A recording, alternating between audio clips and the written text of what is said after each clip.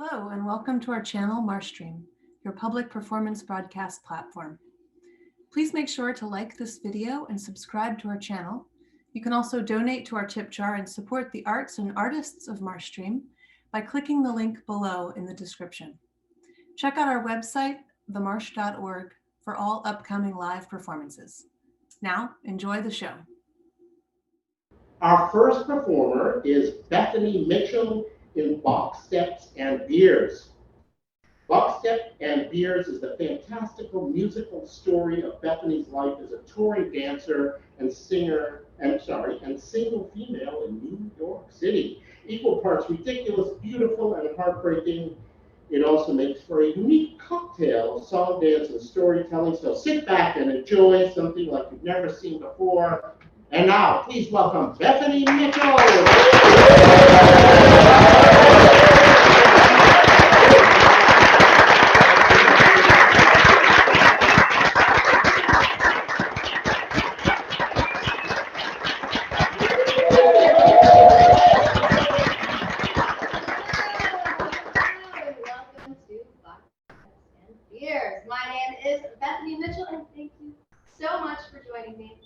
Get ready to see the fantastical, overly dramatized musical story of my life with plenty of dancing and singing along the way.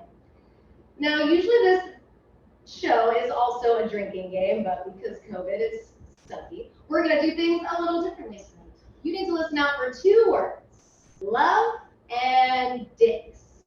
Anytime I say the word love, you guys are going to say, aww, like a 90s sitcom. Exactly. Let's give it a try. I was searching for my one true love. Aww. Now, anytime I say the word dicks, you're going to say, shing. Let's give it a try. Turns out he was real dick. Better than I could have imagined. And since the show has lots of dance, you also have a visual cue for audience participation, and it's jazz hands. Anytime I flash these bad boys at you, you're going to flash them right back at me. Let's give it a try. Incredible. All right, I've got songs about love, aww, dicks, and dance. To get started, we're going to flash back to the year 2005 with a song about a boy named John. John was my first true love. Aww. As much as any high school relationship really can be. It was exciting, it was fun, it was playful. We did it in the road, just like the Beatles song says. When me and John went our separate ways to pursue our own dreams, we would still rekindle our love every time we were back home visiting our families. It eventually became too heartbreaking to keep seeing each other. And I wrote this song after what would turn out to be our last romantic.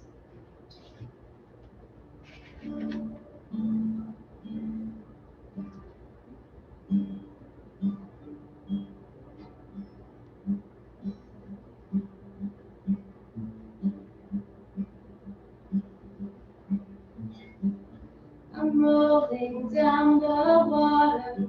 You're ahead, not too much farther. Just wanna roll along. Nothing about moving on. Come swim with me all day long. Forget about pretending to be strong. I'll hold my breath until you say yes. Reach out and touch my fingers. Current flows, take your time, linger. We've got all day. For now, let's just play. I could be here forever, inside of our lovely weather. There's no goodbyes, only falling tides.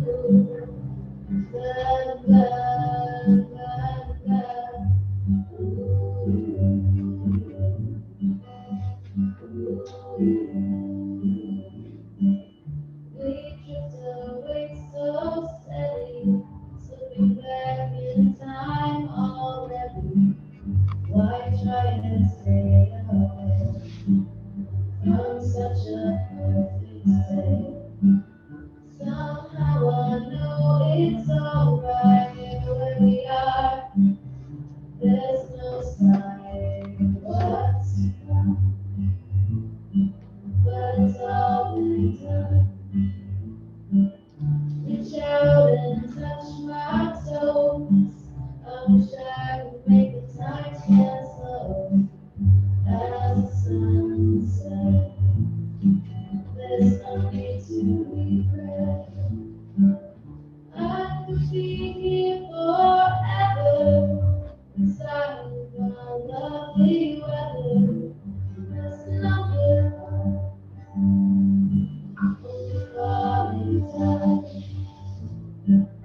Don't worry where we're headed, as far as not dead ended. We'll be lost, and I won't keep on.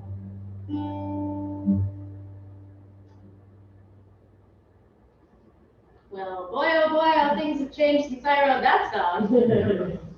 I wish falling in love. Aww. Always felt like floating down a river. For a while there, it was more like swinging from tree to tree. Which brings us to life under the bright lights of New York City. Woo. I moved to New York in 2012 to pursue my dreams of being a dancer. I think my mom showed me one too many musicals as a kid, especially old-timey ones about a doe-eyed girl trying to make it on Broadway. And I knew I needed to find my life as a performer in the big city. I can't believe I finally made it to New York City. It's so much bigger and brighter than I ever could have imagined in bumfuck America. I just arrived in the big city to do the thing I'm really good at. My name will be up in lights as long as I never get fat. Everyone is gonna notice me. I'm one of a kind, with my very special song shining out my behind.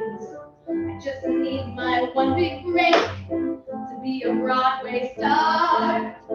I hope I don't give a blowjob so that I can go far. It's time to do the box step of my dreams. Maybe I'll do a kickball change, make all the boys and girls scream. Watch out, here comes a pivot turn and a really big bounce. Then I'll get all vulnerable and make your heart melt. There's gotta be a certain point when I think that I'll fail. Auditions are just way too hard, and I need a strong male. But then I'll be discovered, and all will be grand. I'll get the part I've always wanted. Time for a weird dance.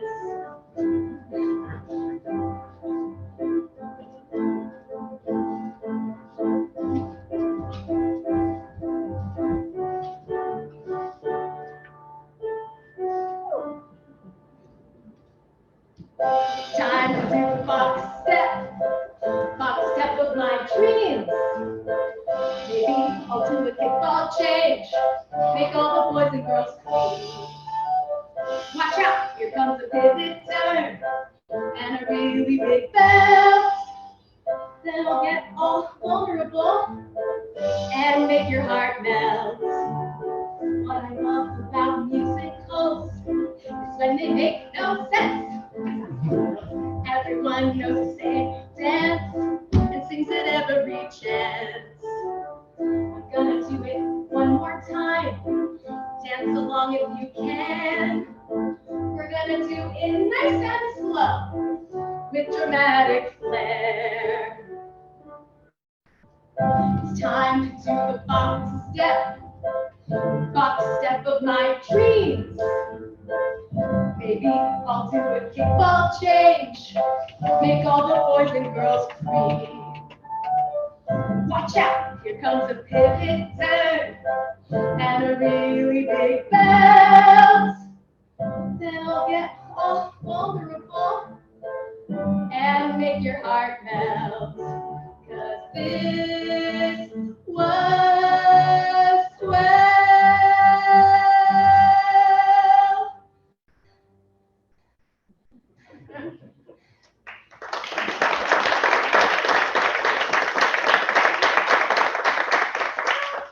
That was not quite so autobiographical since I'm not from bumfuck America.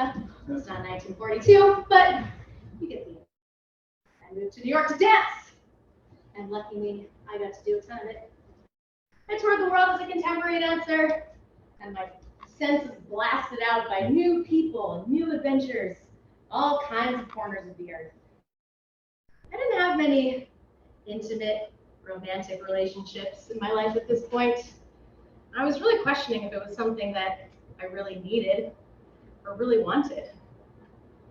Or maybe I was just trying to convince myself that it was something that I didn't need or I didn't want. I wrote this next song on a train in Berlin after a night of drug-induced dancing when the vibrations of the music were still ringing in my ears and the sweat of the crowd still on my skin.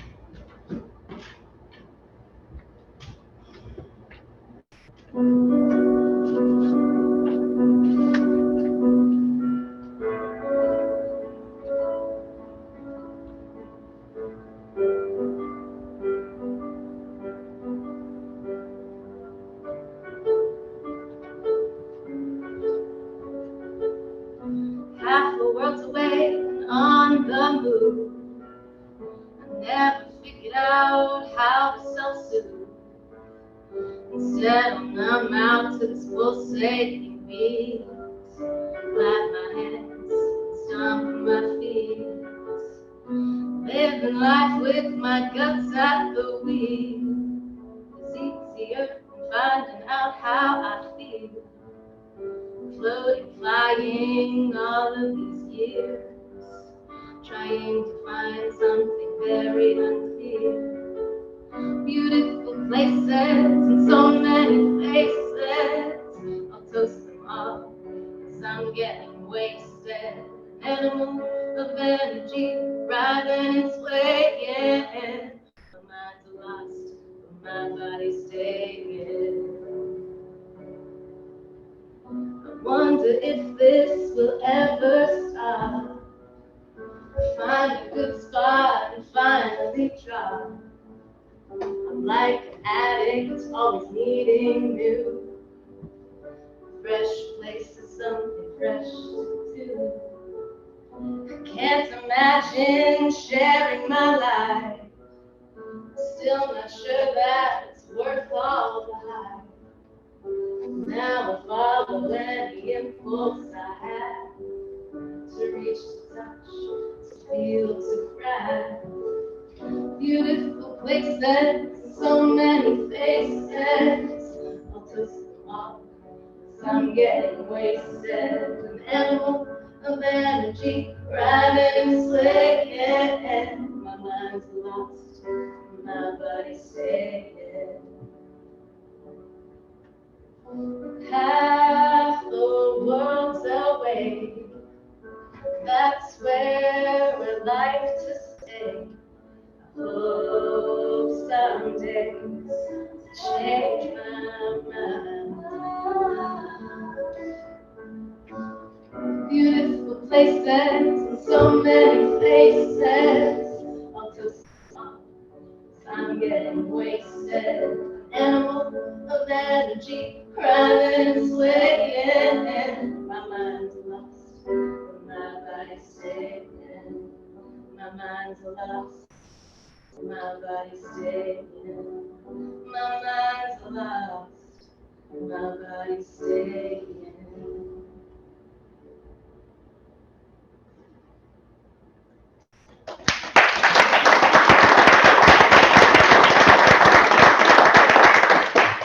When I wasn't traveling, I'd be back in New York. Dancing, teaching, bartending. I wasn't sure that I wanted a serious relationship, but that certainly didn't stop me from dating. For a while, I lived with two other gorgeous lady dancers, and our lives had quite the parade of dicks entering and exiting our lives, sometimes with the help of an app or two. A phenomenon that I find so fascinating. An endless sea of digital options in a city of endless everything. So here's another song from our doe-eyed Broadway girl about swipe dating. Every things coming up roses since I moved to the city. I found a great apartment, and I was just casting Andrew Lloyd Webber's new musical, Subway Rats, the musical. Now all I need is a man by my side. Men are everywhere in this great town, on the street and in bars they are found. But I'm told the best way to find one to bone is by using the magical iPhone. Swipe, swipe, swipe away. Don't meet in person in this modern day. This screen catches my eye. Swipe right, pray he's your guide.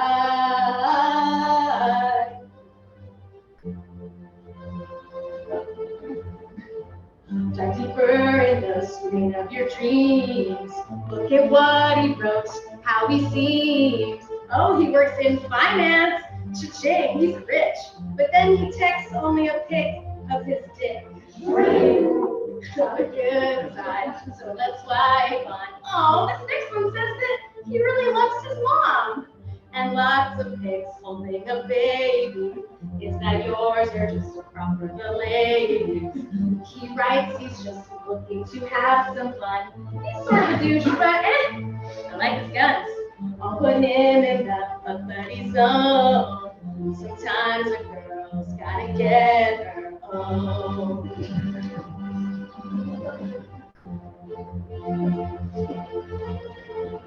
Swipe, swipe, swipe away. Don't meet in person in this modern day. This screen catches my eye. Swipe right, pray he's your guide.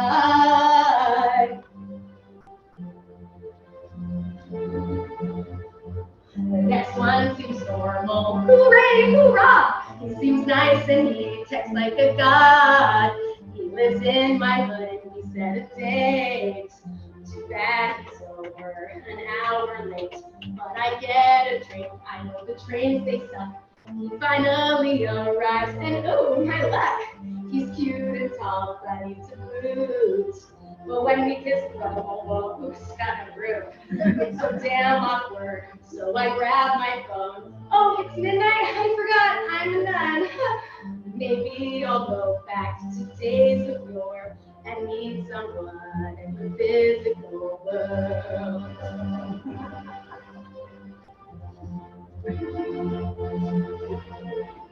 Swipe, swipe, swipe away.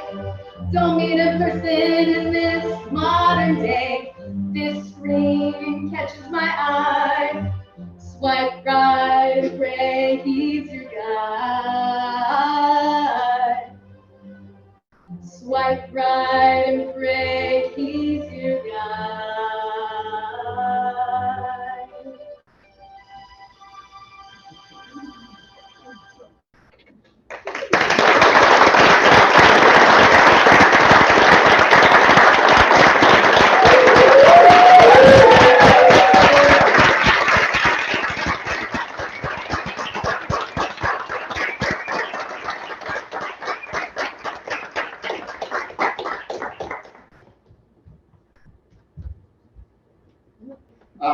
But now we're going to follow that up with another great way to follow. Anyway, our next performer is Abdul Kenyatta in Back in the Day.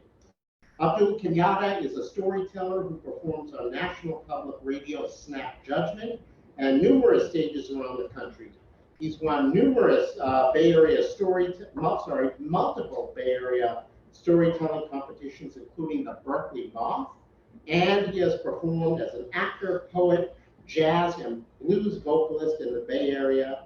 He's also been the executive director of the Speakeasy Storyteller series since 2012. A big round of applause, please, for Abdul Kenyatta.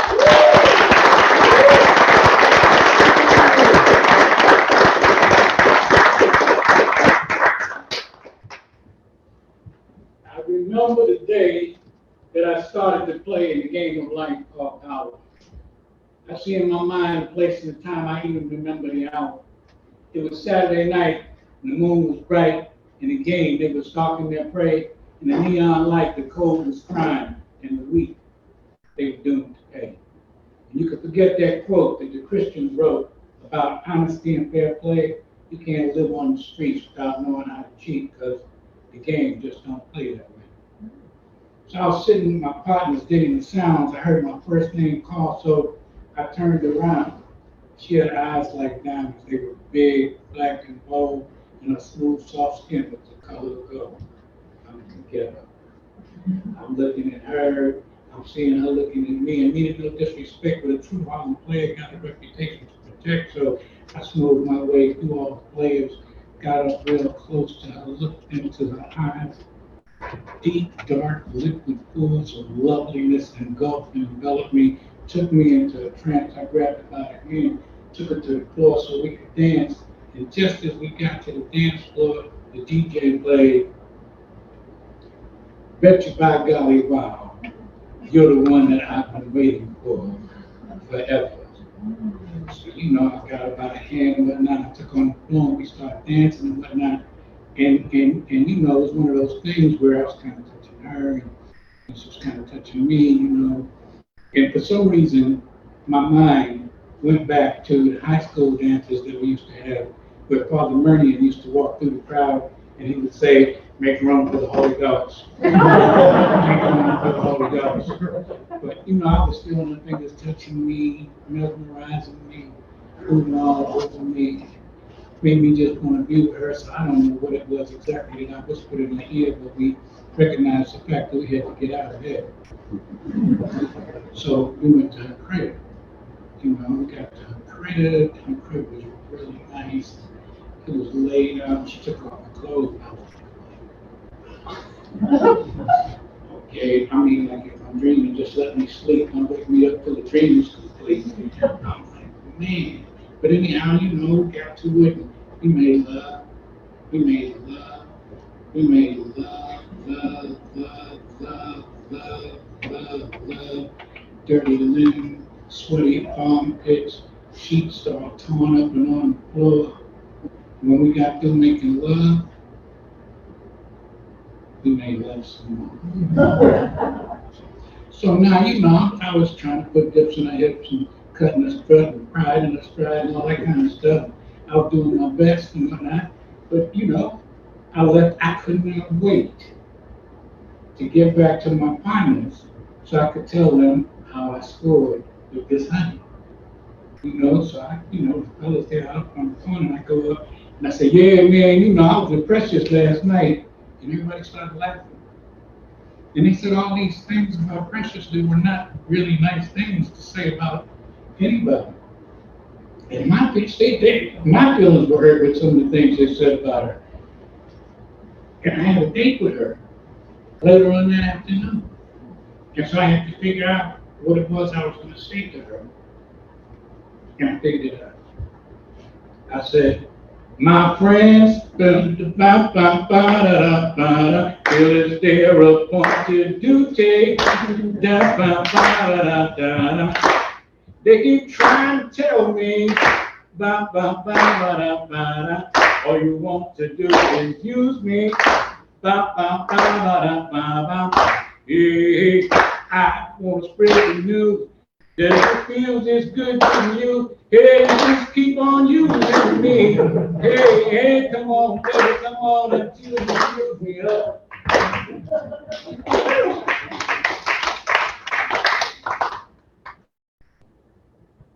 thought I was going to get a lighting change. Okay, I'm waiting for the lighting change. Okay, you know. I don't want no go out for working 50 years from 9 to 5. While the boss man's drinking champagne and I'm drinking beer and sundown.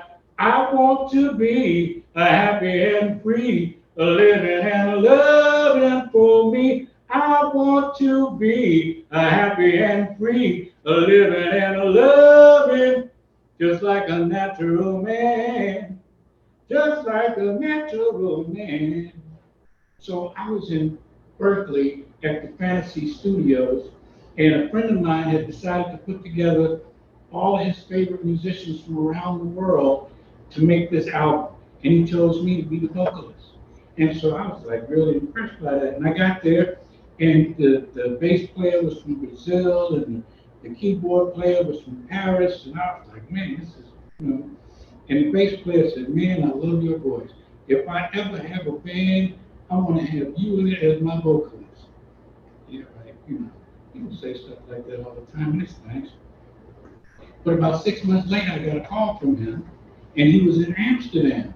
And he said, man, I need you to come to Amsterdam. I got a gig at the Bourbon Street Blues Club. Man, that's the biggest, baddest club in all of Europe. I'm like, yeah, I want to come, you know, I want to be there. So I said, man, I get ready to go, get myself together. Now, everybody knows that the thing that I like eating most in the world is sweet potato pie. I love sweet potato pie. There's nothing I can do about it. I love sweet potato pie. And if you really know me and you know me well, then you know that I do not eat airplane food. Okay, so I told my sister, yeah, I'm going to Amsterdam, you know, and I'm going to be singing in the club. And she said, okay, when you wait to the airport, stop by my house. So I stopped by her house on my way to the airport, and when I got there, my sister, who magically knows all the recipes that she never learned from my grandmother, who was dead before she was born, but my sister makes the best food in the world, just like my grandmother. And so she had a little plastic thing with fried chicken, another little plastic thing with some collard greens, there was another plastic thing with some cornbread, there was some macaroni and cheese, and there was some candied yams. And two, not one, but two sweet potato pies. Yeah, you know, sis take care of me. That's my baby sister. She be taking care of her brother. So now I got this big shopping bag with all this food in it. And I also got this suitcase because I knew that I was going to be in Amsterdam for 10 days. So I needed all the clothes I had in the world to take with me. So I took all the clothes in the world with me. And, you know, I got to the airport and whatnot, and I wanted to be clean, you know, so I had on my tan slacks, I had on my tan cashmere turtleneck sweater, I had on a brown bomber jacket, and on top of that, I had on my double-breasted, full-length suede overcoat with the collar popped up. I slide into the airport, and it took about 2 seconds to realize I had too many clothes. Take that coat off, you know. I take the coat, it's a big old heavy coat, so I check my luggage and stuff. Now I got the paper bag with the shopping bag, and I got the other thing, the thing that goes under the seat, and I got the stuff that goes on the overhead. And I get there, and I'm trying to figure out what the hell am I going to do with this coat and the shopping bag, and so I hear this beautiful voice say, can I help you, please? And I turned around and I looked at the stewardess, and she was fine, really fine. My knees got weak, you know what I'm saying? But I'm here for business. And so, you know, she said, look, you know what? She said, I think I could put that coat for you in the first class. I'm like, wow, that's really nice. You know, thank you, I appreciate that. So, you know, we're there and things are going along. And pretty soon she comes up and she says to me, would you like something to eat? And I said, no, ma'am, thank you very much, I'm okay. And they served everybody else their food, and I got up. And my sister had plastic plates, and napkins, and utensils and stuff, you know. So I get up, you know, I break out my food, bam, I throw it down, and I got fried chicken and collard greens and stuff like that. And I pressed the button because I needed a ginger ale. And the stewardess came by, and she looked down at the food on my plate, and I could tell her mouth was watering. And I was like, your eyes may shine, your teeth may grit, but none of this soul food, then the way you get. So I'm like, okay, I finished eating, put my stuff away. I said, now, for a slice of sweet potato pie. I give me a piece of sweet potato pie, bam, but I need some milk. Press the button. And she came back over, and she said, don't tell me, she had a little kind of a Caribbean accent. She said, don't tell me you just brought one piece of sweet potato pie. these are the kinds of moments in my life that I have waited. I was like, no, man, I would never do a thing like that. Would you like a slice of meat or pie? So I got up and I got her a slice of the pie. You know, and I had my plates and stuff, and I served it to her. And she disappeared, and she came back. And she said, I noticed you had a whole pie, and I was wondering if it would be all right for the other stewardess to have a piece. The other stewardess was from Ethiopia. I don't know if you know about Ethiopian. She had those eyes and she was just looked like a model. I was like, man, she's got, so I gave her a piece of pie. So, I mean, it wasn't 10 minutes later when they were both coming back telling me how much they loved the sweet potato pie, you know, what a great guy I was. And next thing I know, I'm in a conversation with the one who put my coat away, and turns out she is from the Caribbean, you know, and you know, my family from the Caribbean too. So, you know, we chatting a little bit, and I could tell she kind of likes me, I like her. So, yes, I'm on my way to Amsterdam. I'm going to be singing jazz at the Bourbon Street Blues Club. You know, she was impressed. You know, I said, here's the CD. You know, I gave her the CD and stuff like that, you know. And she gave me her telephone number. I was like, man, this is just too cool. You know, so I got the phone number, you know what I'm saying? I got it going on. So I get off. The only problem was that our airplane was like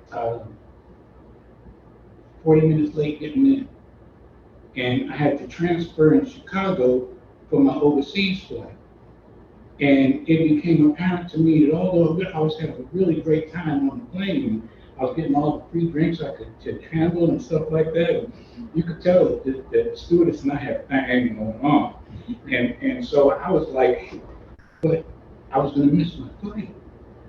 So then I get off the plane, and I got this overcoat, and I got the shopping bag, and I got the other bag, and the other bag.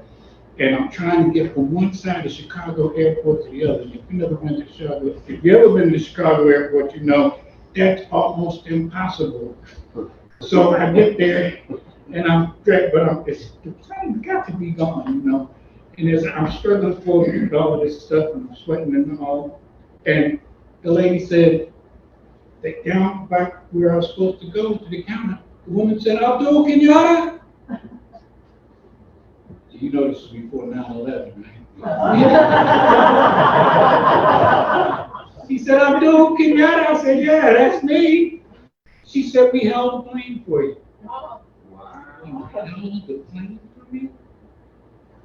She said, yeah, you know. I said, oh, that's really nice. She said, yeah, well, you know, next to that, and Precious called and they told us that you were on the way, and they asked us if we hold a plane for you. I was like, yeah, because I got it like that. Excuse me while I get on the plane.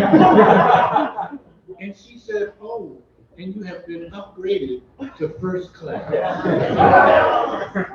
Like, I had never been in first class before. And when I first got there, I was kind of embarrassed to ask for all the stuff, but after a while I figured, hey, you know, I'll have the steak, I'll have the lobster, I'll have some more champagne, please. And the reason I'm telling you guys this story is that this is the power of sweet potato pie.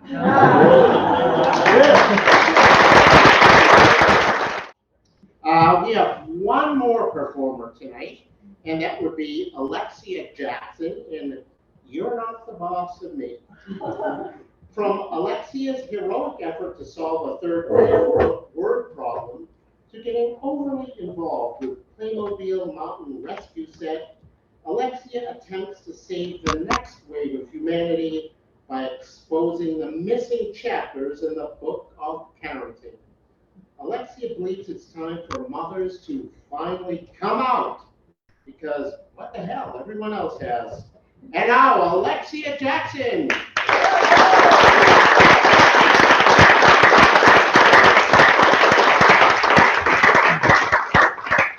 Hey everybody, how's it going? Good. Thank you so much for coming out to support live performance, and thank you to Marsh.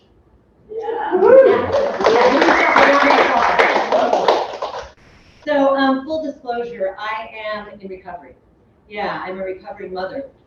Yeah, I know. If you don't know what that looks like, that's when the kids go and the alcohol stays. Yeah, there's a reason for that. There's a reason for that. But it's great to be out and about a little bit more. And of course, a lot of my friends now say, "Oh my gosh, can't believe you're doing stand-up comedy." Yeah, well, you know, can't believe I was held hostage in my own house for 20 years either. Okay. No, it's weird. It's weird.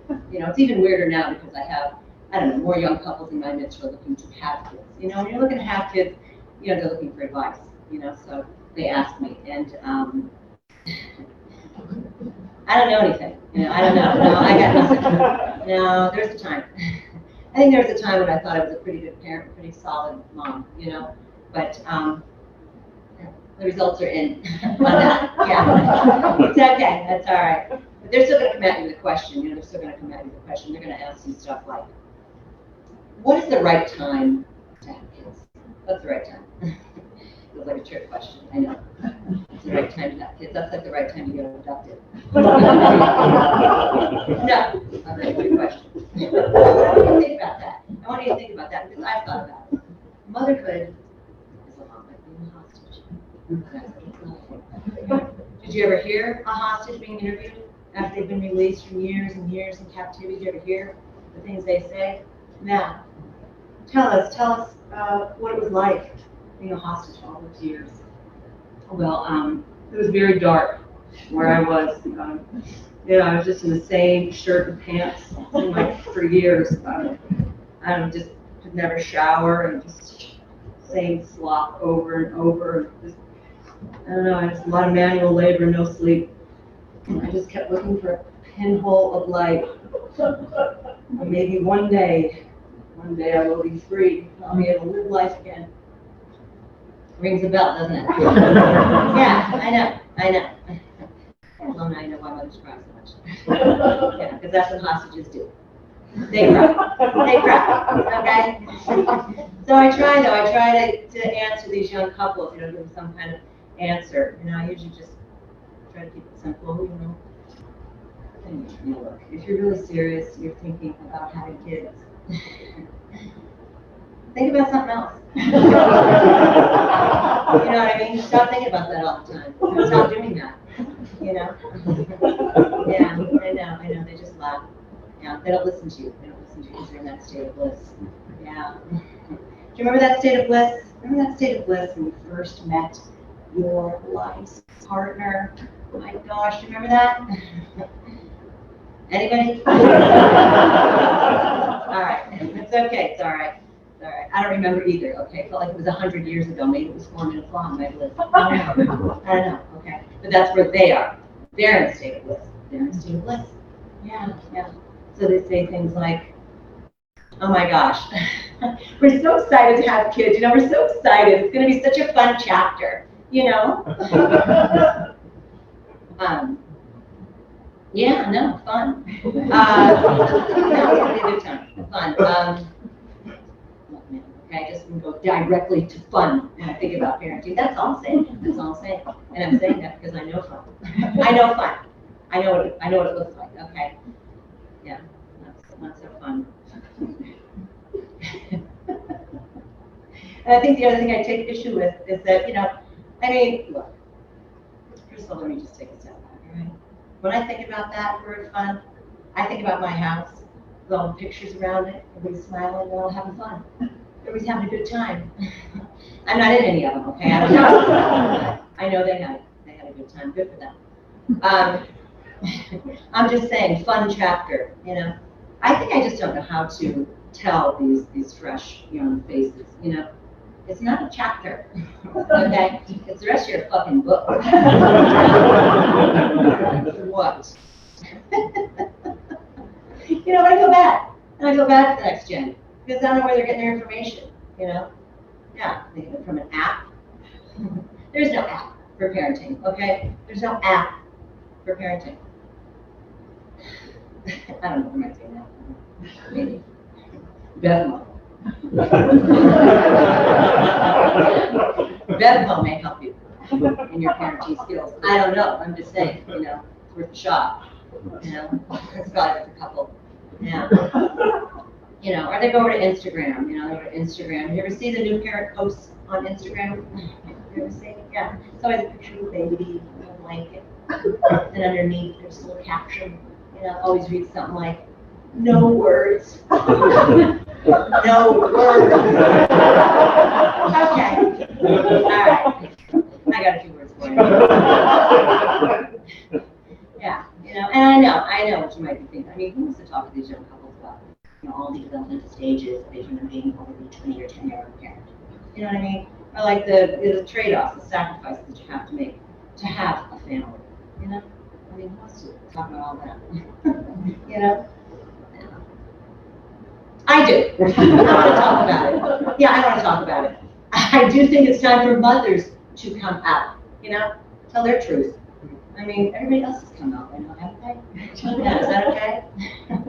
Yeah, yeah. And I know we're not going to have enough time to do all that tonight. I know, I get that. We need like a 6-month retreat on a cannabis farm. I mean, write all the manifest mother's truths, you know. We have a truth too, you know. Write all that. So I'm not going to like try to, you know, push my master class on you tonight. But I did think I would share just a couple things that, you know, I wish somebody would just told me about, you know what I mean, along the way, because nobody really tells you how to get ready for parenting. It's funny, but they don't, you know, it's just that type of thing, you know. Yeah. And you need to know because you need to prepare your inner game. That's what it's about. That's what it's about. It's about the inner game. You know, also the practical shit, who cares? You know, you'll figure it out, right? It's things like when your kids are little, you know, they're little, things are going to happen. You should know that. Things are going to happen. Doesn't matter. Doesn't matter, okay? They're going to throw up in your lap. That's how it's going to be. Maybe on your shoes. Doesn't matter, okay? You just have to show up. That's your job. Doesn't matter. Maybe they're going to play with matches. I don't know. In the closet. Yeah, you know, they probably have a little fort back there, a little secret fort that they started 3 months ago, some rando closet you don't even know about. They're feeding a cat in there. Kids are very industrious. They don't, you know what I mean? They don't care.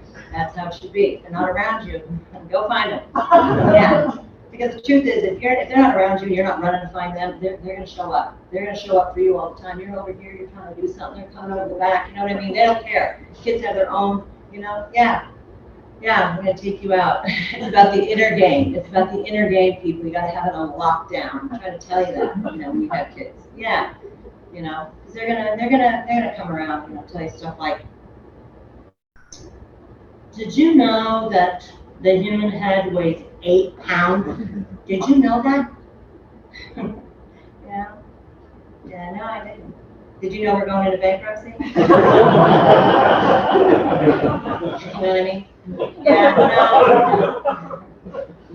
no, they're on a different plane. Than you are, you know. They're happy. They're happy about life, you know. Yeah, so sometimes it feels like it's a little bit of a heavy lift, you know, a little bit of a heavy lift. You're trying to keep it real for them. You're trying to be fun and young. You're trying to, you know, take care of stuff and teaching them things all the time, you know. Yeah, of course you have to take care of business, you know. Your bankruptcy papers, you got to get those done. Yeah, you know, stuff like that. Yeah, yeah. So sometimes it feels like a lot, you know. I used to have a little code word that I would give my kids. Yeah, they know. Whenever mommy says that word, remember, it means she wants her space. You know, leave her alone. Yeah, we're good. I had a code word. My code word was run. Yeah, we're good. But you know, stuff like that. And like on a really, really stressful day, you know, I would try to back it up right afterwards, like with a little, like a timeout thing. I just use a little bit of that. Kind of, I use that a little bit different than my friends did.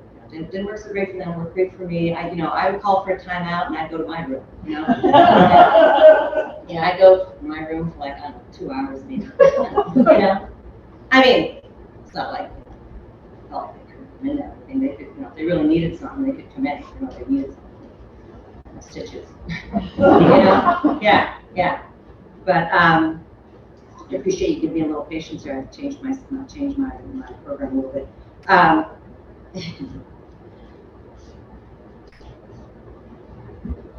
Where were we? Stitches.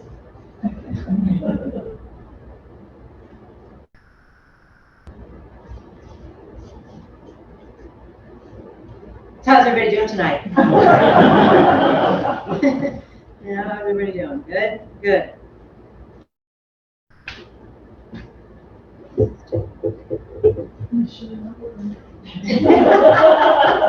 It's the alcohol time. Once you dry out enough, you know, it all comes back. And that's when you want to look at it. Anyway, no, I was going to say, yeah, stitches. But yeah, take your time for yourself. You know, because in a word, it's about your privacy. You know, it's about privacy, lose privacy. It's a big deal. And I remember that I had like kind of a little epiphany about that at one point. Yeah, it was one of these nights where, you know, we all got in the house and everybody did homework and dinner, you know, showers, all that, kisses goodnight. And I decided to just go sit in the backyard for a minute, you know, take the edge off, have a little glass of wine. It was late, like 10 o'clock or something, maybe it was late.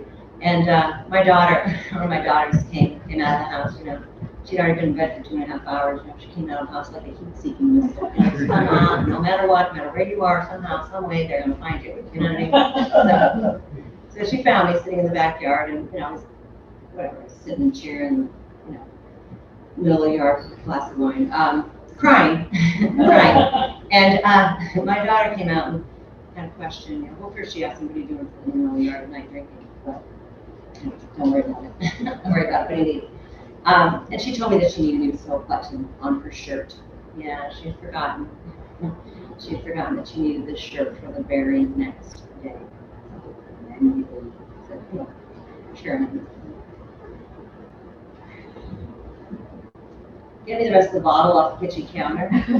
Yeah, and then get me the sewing box, all right? As soon as I can see your button, I'll sew it on. All right? But it's not a chapter. The point is, it's not a chapter. You know, and eventually it starts to get a little bit bigger. You think, great, finally. But that's right when they get into the teen years. Yeah, it's right when they get into the teen years. So we talked about your inner game being on lockdown, right? Because you know exactly when your kids wander into the teen years. You know, it's right when they tell you those 3 little words. Yeah, I hate you. Yeah, and then they always run off to a room, some dramatic exit in some room, you know. All right, good to know.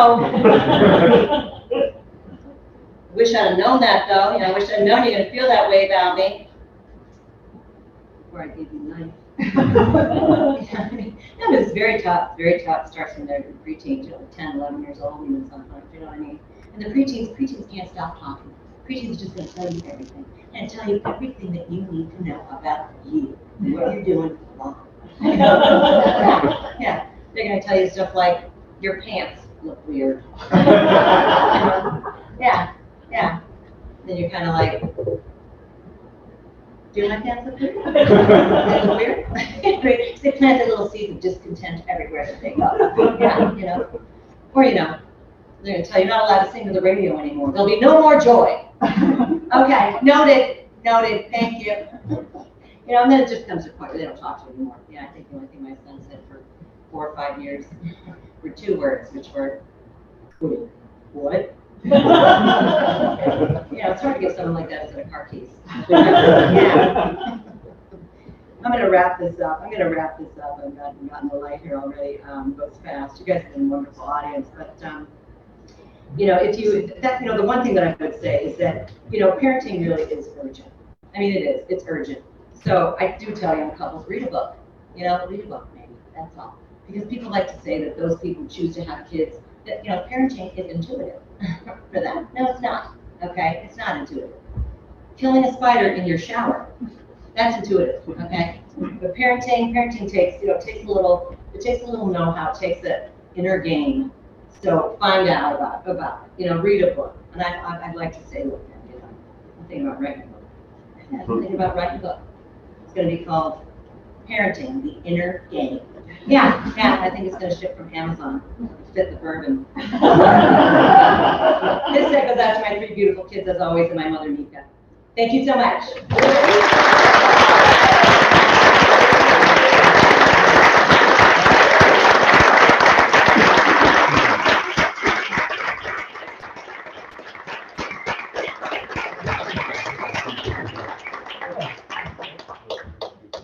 Alexia Jackson and the joys of parenting, yes.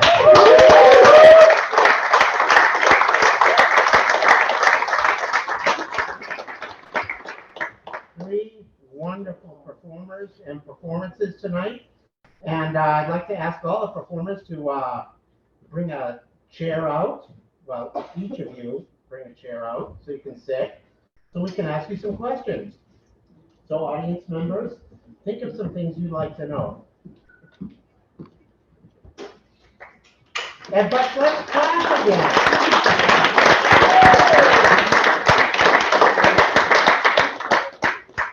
Because I can assure you, when people were at home performing in their bathrooms or their living rooms with a Zoom camera on, nobody was clapping. So, all right, we'll give Abdul a chance to sit down. So let me open it up to the audience, right? You know, think about things you might want to know, particular questions related to the story that was told.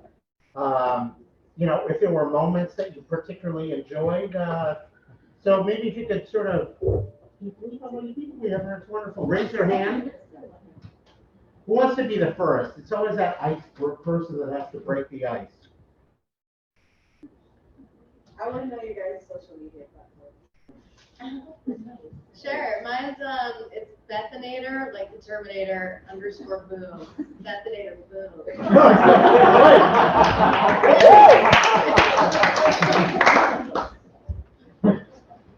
I'll ask again at the end so people can write it down or type it into their phones on how we can get a hold of our performers.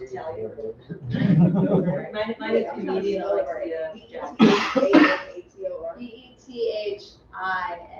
BETHINATOR. I love that part. Yeah. All right. Comedian Alexia Jackson. ALEXIA. Alexia Jackson.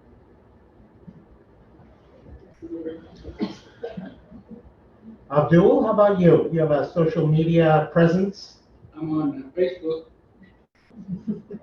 I got you. I'm thinking maybe is this an audience plant here? I'm not sure.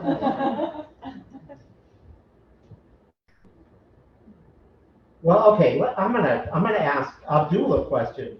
I didn't do it. All right. So, what's the strangest thing that's ever happened to you when you've been on stage? Anything weird happen? Lights go out, cat jump into your lap? Can you think of a strange experience having been on stage? Okay, well, actually it was before I went on stage. And I was in Amsterdam, and his friend said, come on, we're gonna go by this club, the Cafe Alto. And I was like, okay, you know. So we go by the Cafe Alto, and he says, this is Abdul Kenyatta, this guy can sing, you know, I want him to sing tonight. And there is no microphone. So my friend was like frantic, he says, dude, nobody has a microphone? No microphone. So he said, man, I'll be right back, and he leaves. So I'm sitting at the bar. Now, there are only 2 people in the entire establishment who are of African descent. And we both happen to be sitting at the bar. And I look over where she is, and I noticed she was looking at me, and she said, you know, you look like the most interesting person in this bar. And I said, you know, I was thinking the same thing. So I moved over a seat, she moved over a seat, and I was talking to each other and leaning up against her and stuff like that. And that's when my friend came back and said, I got a microphone. Great story. All right. Alexia, what about you? You know, I was thinking about that when you said that, and I really have to say, I really haven't had that kind of experience. I've been lucky because as a stand-up, sometimes, you know, you get into something maybe not on the stage type deal, but as you said, you know, somewhere along the line of beginning to perform or when you're performing as a comic, someone decides that, you know, they're funnier. They're funnier than you are, and they've got a lot of things to say about everything that you say, and sometimes you say something they keep on, you know, just you get a little bit of that, but I've not, luckily, had anybody who has created like a memory. Sounds probably good. You didn't get a drunk person harassing you. Excellent. Bethany, what about, I have so many to choose from. You do. But I think the most memorable one is when I was on tour in South Korea.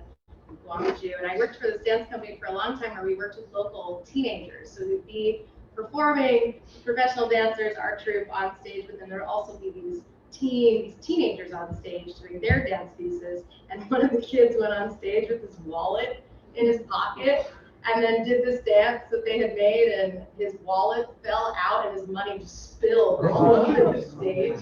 And then we were supposed to come out onto the stage afterwards for like a really athletic piece, and it became just sort of the joke that every time we were out there, we're like trying to collect the dongs with the money fall. We try to like sweep some dongs like into the wings, but it was just very ridiculous. And did the performer share any of that with you? we just took it. We were like, well, ours now. Okay, well, that sounds like a good thing to happen. All right. Anybody have questions about the performances tonight? Jackie? So Bethany, you went from performing in other troupes and stuff like that and around the world to doing your own thing. How did that transition come about? It's kind of still happening, but it sort of happened during the pandemic. I was living in New York, and I kind of get into that in the second half of my show, how I moved to San Francisco, and kind of in this transitionary moment of having been in dance companies for so long, and kind of now trying to be more like a producer and produce my own projects. So yeah, I mean, it's interesting. I definitely feel like it felt a lot safer in a lot of ways to be in a dance company where someone else is giving you the work to do, and now I'm just making it myself, and it feels more vulnerable in a lot of ways, but more rewarding, I think, because of that too.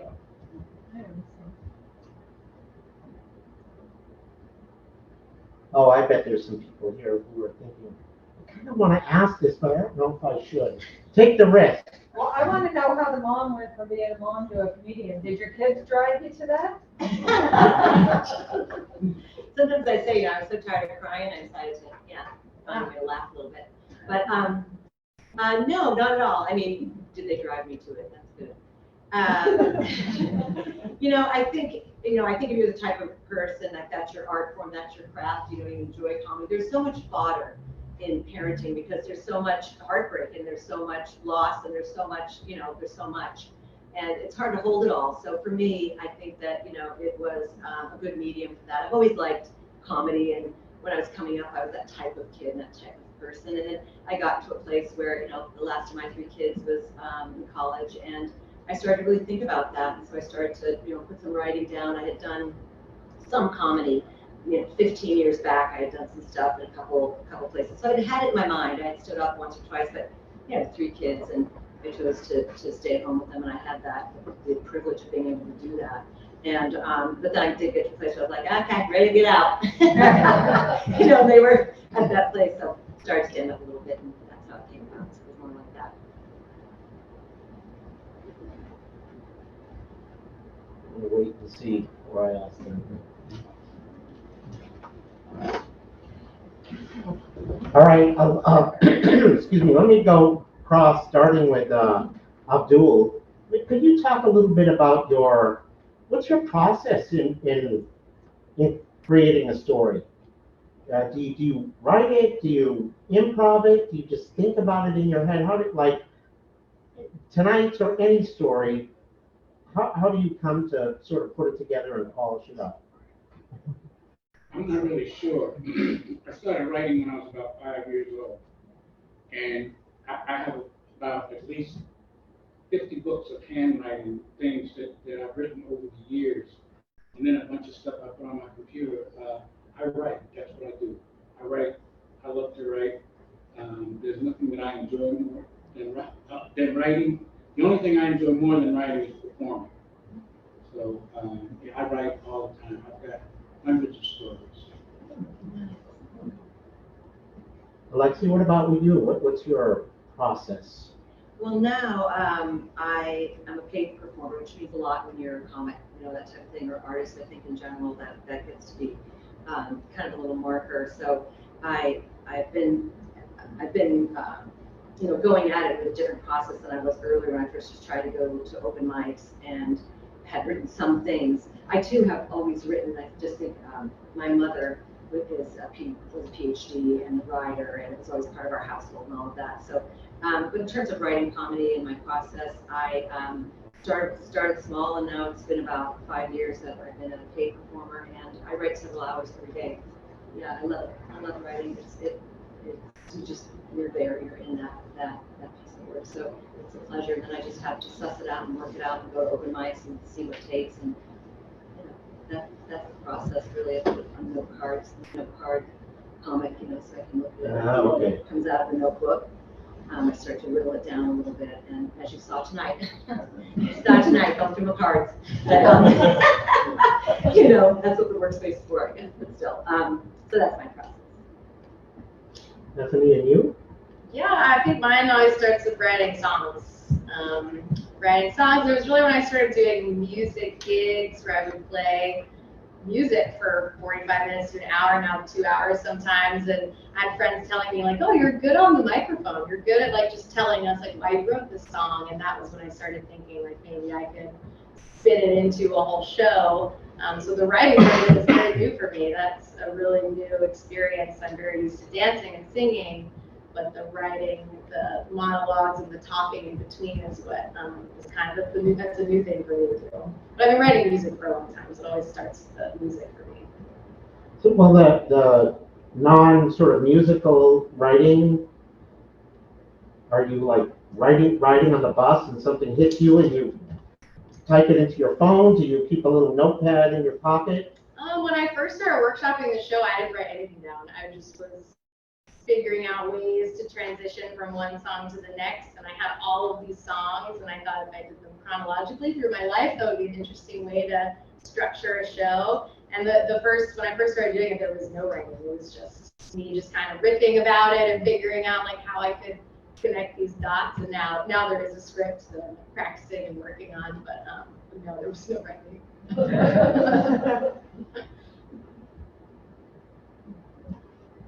I don't want to hold anybody here, but any other questions? There we go. Yeah, I have a question for Bethany. It was pretty remarkable to me how you're singing and you're dancing and, you know, sort of the monologue also. But I was curious as to how you were able to coordinate all of that, which might go to, you know, the new direction that you're finding more vulnerable, you said, where you're producing your own work also. But I thought you did an amazing job at bringing all that together, and I was curious about how you do that. You know, maybe that's a process also. Well, thank you. Of course. It is kind of my goal right now to make something that I haven't seen before. You know, I have these skills with music and with dance, and there's obviously musical theater, but there's also so much contemporary dance. So I'm really interested in how can I meld music and contemporary dance and recorded tracks and dance, and so that's kind of, I think that's where my interest really lies right now, is how to make something that I haven't seen before, some kind of mixture of everything. And that was also a big reason why I wanted to make my own show, because, you know, I could play music gigs, but that's not the appropriate time for me to be also like dancing around a bar or whatever. So I wanted to find a way to make a show where I would be able to showcase all of those things. So yeah, the process is interesting. The song that I did on the keyboard tonight is brand new. I just put that together this past week, and yeah, I'm really trying to find ways where I can be singing and playing live, and then transition into recording so that I can dance and do everything in one package. So that's kind of the process. Yeah, it's really effective, and it does give the sense of a bigger. It's almost like not just you, even though it is you. It's just bigger and grander somehow, and so well coordinated. It was really, really, really good. I enjoyed it. Well, let me ask one final question, unless anybody. Oh, good. There's a hand here. Please go for it. Are you interested in working with other people, i.e. myself, on a project, or start talking to artists like this? Oh yeah, let's connect. I'm definitely interested in doing things. Yeah, and that was actually one thing after the first time that I did this show. I was like feeling really good about it. And I think ultimately, like, yeah, I see other dancers in it. Like, I see like other people joining me for parts of it and being like a bigger production. But you know, I think it'll take time to get it there, as I'm just sort of like figuring out all the pieces myself. But yeah, I see it being a bigger show, or you know, when I'm dancing and the other dancers are joining me, or there's other musicians on stage with me. I would love to have other musicians like backing me up. I think it would lift the whole thing. We had a question. I'm just curious about your inspirations. Whether it's a performance, an experience, you know, a period in your life maybe where all of a sudden you decided this is really what I want to do. I'm just curious what inspired you. Are you speaking about all three of you? Just three of us, it's not like that. You know, I've been on stage all my life. And you know, I grew up in Harlem. I was able to see some of the greatest performers in the world. And then I became an elementary school teacher. So, you know, I was on the stage every day being an elementary school teacher. And then I became a high school teacher, college professor, but basically always on stage. So I love being on stage. I never get nervous. I don't know why, but I never get nervous, and I enjoy it. And hopefully, I'm bringing enjoyment to others.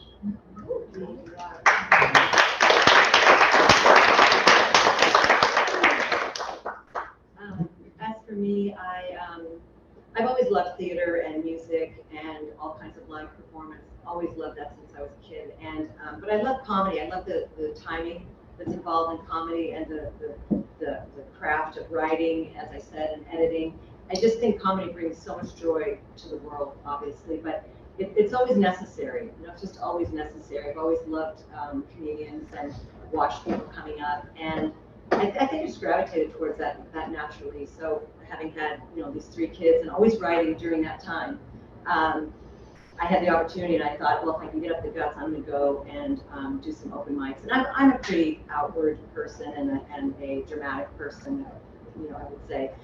So that took a little something, because it does take some guts to get up there and tell jokes, you know, as opposed to something else perhaps. And I could be wrong. I always speak for any other art form, but you know, it's you know, that's just something else that I found that could be super challenging. I just began to love it, and you know, you do get feedback from the audience. It's just the best feeling in the world. And if you're obviously giving them joy, you have this movie that comes back.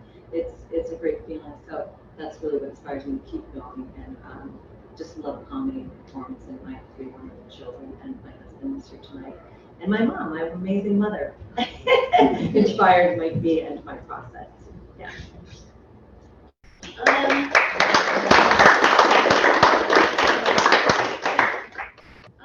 Yeah, I mean, I think that this whole moment in time that's going on for me was really the inspiration for this particular piece, you know, with the pandemic and making a big cross-country move in the middle of it and just feeling like isolated and needing to have a way to perform. So I also been performing my entire life, and I just felt like I needed to find a way to do it on my own, and I felt like I had all the tools to do it. So that was really just the inspiration for this particular show, is just to yeah, put all the pieces together and like find a new way to perform that I haven't done before.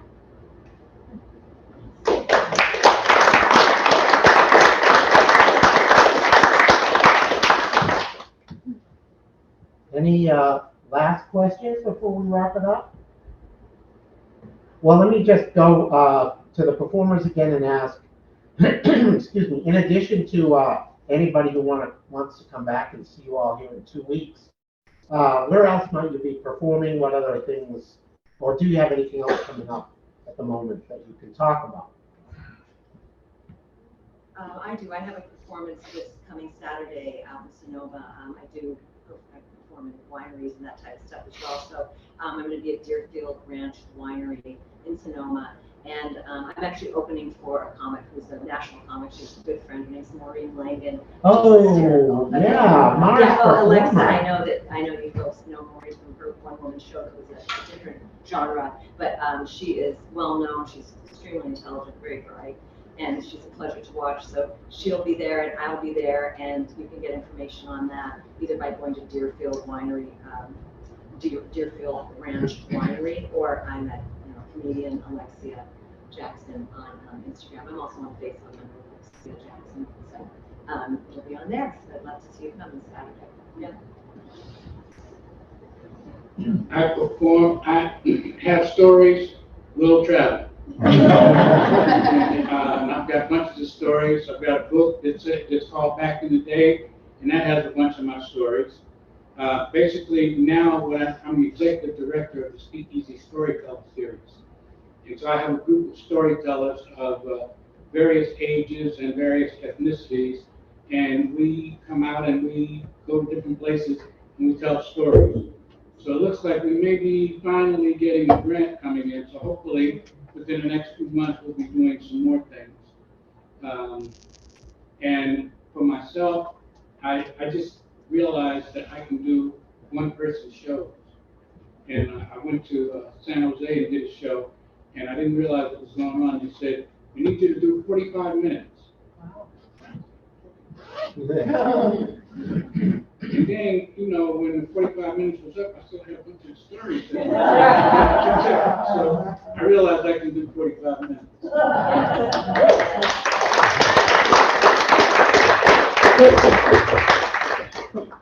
Well, I'll be back here on August 29th. I'm going to do a different part of the show. So come back.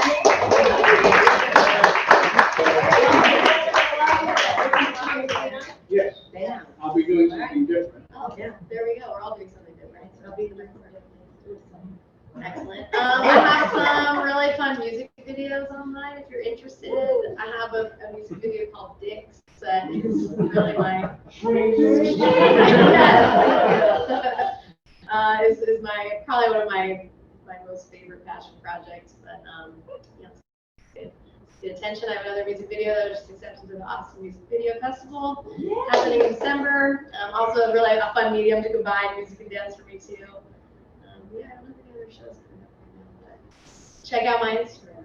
Find out. Google me. I've got a bunch of videos and music. Actually, it was produced by Jabari here. All my music, and he's a great producer. He's what they call a Grammy winner. All right. So I'm proud to have him to work with. Nice.